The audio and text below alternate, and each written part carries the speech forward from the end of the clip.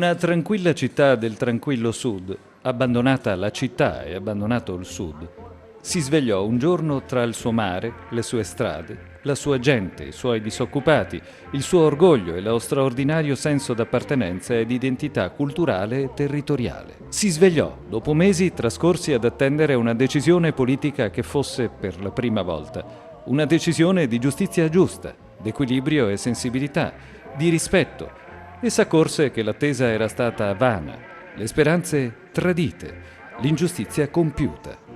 Era il 14 luglio del 1970. I riferimenti storici possono lasciare il tempo che trovano, impressionare gli studiosi e gli analisti, suggestionare magari. Era un 14 luglio comunque. Qualche centinaio d'anni prima, in un altro 14 luglio, era esplosa una rivolta, divenuta presto rivoluzione, con la presa della Bastiglia a Parigi. Se quella del 1789 fu scatenata per affermare la teoria dei diritti dell'umanità e i principi della giustizia, allora non per caso, dopo, a Reggio Calabria, tutto cominciò in un 14 luglio.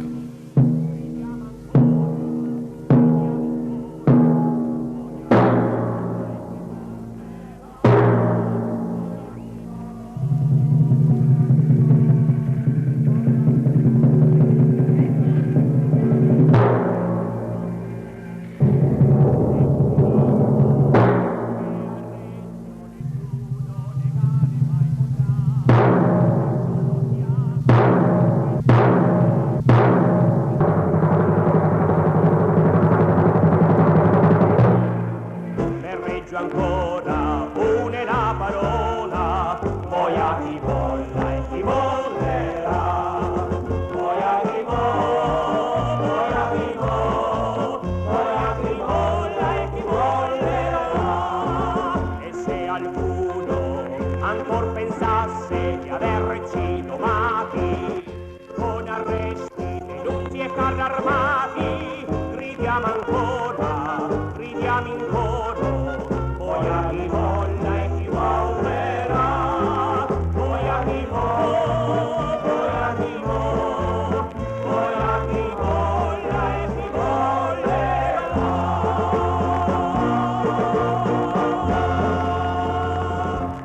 Ma era allora Reggio una tranquilla città del tranquillo sud? No, che non lo era. Né il sud né Reggio erano tranquille, come sempre. Anzi, nella città calabrese, proprio in quegli anni, impazzava una feroce guerra tra cosche della malavita, con decine di morti, agguati, regolamenti di conti che lo Stato non riusciva nemmeno ad arginare. Che cosa accadde quel mattino del 14 luglio del 1970 a Reggio, straordinaria città della Fata Morgana? Cosa accadde quando il mare sullo stretto cominciava a riflettere rabbia e malcontento e gli incantesimi della fata non potevano più fermare la grande macchina della protesta? Accadde quel che nei mesi precedenti era stato preparato con un inganno politico nemmeno sottile, nemmeno nascosto. La città simbolo della Calabria era finita nel tritasassi degli opportunismi di potere. Catanzaro, dopo mesi di discussione e finte promesse, era stata indicata e voluta come capoluogo della regione, Reggio Tradita. Una città che aveva accettato molto, ma che non poteva accettare tutto e a tutto piegarsi. La miccia è stata innescata dalla designazione di Catanzaro a capoluogo regionale, ma i motivi sono molto più profondi e radicati. Sono di natura sociale e di disperazione. Insomma, non era solo un problema di pennacchio. Il sindaco d'allora, il democristiano Piero Battaglia, racconta quei giorni e quel giorno. Quando noi abbiamo visto che veniva indicata come sede Cosenza della università, che veniva indicata Catanzaro come sede della prima riunione, che non veniva individuato un pacchetto industriale per la regione Calabria, io come sindaco della città ho avvertito il dovere democratico di fare un rapporto alla cittadinanza, rapporto che si è svolto il 5 luglio del 1970. Esplose la rabbia il 14 luglio e non era che l'inizio. senza distinzione di parti e di partiti. Noi ritenevamo che l'obiettivo capoluogo non dava una risposta ai problemi veri che stavano alla base dello stato di disagio della città di Reggio Calabria, così come di tutta la Calabria. In ogni caso era un obiettivo che certamente portava a divisione all'interno della popolazione calabrese nell'ambito della regione, mentre c'era invece bisogno di unità per risolvere i problemi veri. Reggio Calabria ritrovava il suo orgoglio, scendeva in piazza, urlava e rivendicava per i suoi diritti, per la sua storia. Subendo la reazione violenta di uno Stato che è incapace di affrontare con la ragione le ragioni della città e dei suoi abitanti, ora le soffocava con un'azione repressiva inaudita e mai vista prima. Al punto che, confuso, impreparato, in stato confusionale, il sistema repressivo si spinse sino a spedire i carri armati in città. Sì, i carri armati italiani contro italiani. Mai era stata scomodata tanta forza neppure per combattere il nemico mafia, il nemico terrorismo. Se una piccolissima parte di queste misure fossero state adottate contro le organizzazioni armate, il tragico elenco di tanti innocenti ammazzati non sarebbe stato così come tragicamente lo è. Immagini e racconti dell'epoca, pur soffocati dall'informazione di regime che dava momento dopo momento, ora dopo ora e giorno dopo giorno, tutto per quasi risolto e quasi finito, si spiegano da soli. Anche se bisogna decriptare le interpretazioni strumentali con le quali i mass media tentavano allora e tentarono anche dopo, a lungo, di travisare i fatti e le ragioni, parlando di trame e grandi complotti extraparlamentari.